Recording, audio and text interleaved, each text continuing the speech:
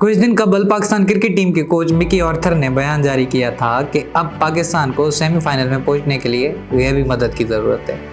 फ़खर जमान के वापस आने पर पाकिस्तान टीम ने 2 बैक टू बैक विन किए।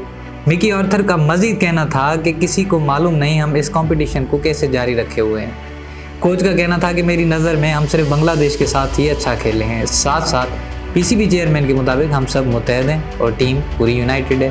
पर इसी के साथ पाकिस्तान क्रिकेट टीम के चीफ सिलेक्टर इंजमाम उल हक ने 30 अक्टूबर को अपने ओहदे से इस्तीफ़ा दे दिया था। इंजमाम उल हक पे इल्ज़ामात हैं कि वो एक एजेंट तला रहमानी की कंपनी जो कि प्लेयर्स की सिलेक्शन पर असरअंदाज होती है, उसमें इंजमाम के भी स्टेक्स हैं। इंजमाम उल हक का कहना था कि पीसीबी एक फैक्ट फाइंडिंग कमेटी बनाए और तफ्तीश करे, तब तक मैं इस ओहदे पर नहीं रह सकता। उनका मज़ीद ये भी कहना था कि लोग तहकीक किए बगैर इल्ज़ाम लगा देते हैं, इससे बेहतर है मैं मुस्ताफ़ी हो जाऊं और अगर मैं बेकसूर निकला तो अपनी जिम्मेदारियां एज ए चीफ सेलेक्टर फिर से संभालूंगा। जिसके बाद पीसीबी मीडिया के एक्स पर ऑफिशियल हैंडल ने तस्दीक की कि इन इल्ज़ामात की तफ्तीश के लिए एक फैक्ट फाइंडिंग कमेटी बना दी गई है।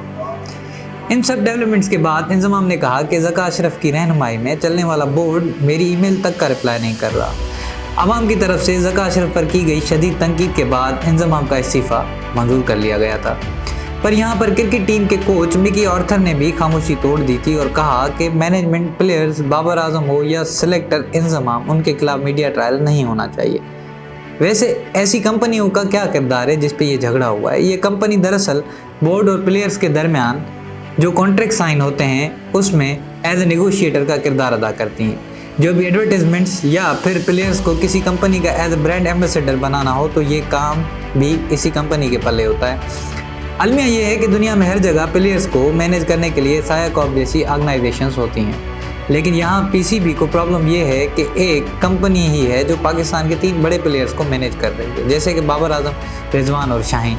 साथ साथ वही कंपनी पाकिस्तान टीम के चीफ सिलेक्टर जिसका काम है प्लेयर सिलेक्ट करना, उसको भी वही कंपनी मैनेज कर रही है। तो मोनोपोली पॉइंट ऑफ व्यू से ना बिजनेस के लिए ये अच्छा है और ना ही मैनेजमेंट के लिए।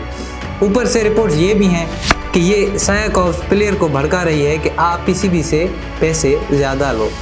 इसमें बज़ाहिर कुछ गलत भी नहीं, क्योंकि दुनिया में फर्स्ट क्लास क्रिकेटर्स को जो भी बेनिफिट्स मिलते हैं वो हमारे प्लेयर्स को भी नहीं मिले, क्योंकि ना हमारी बोर्ड इतनी अमीर है और ना ही प्लेयर्स इतने फर्स्ट क्लास हैं।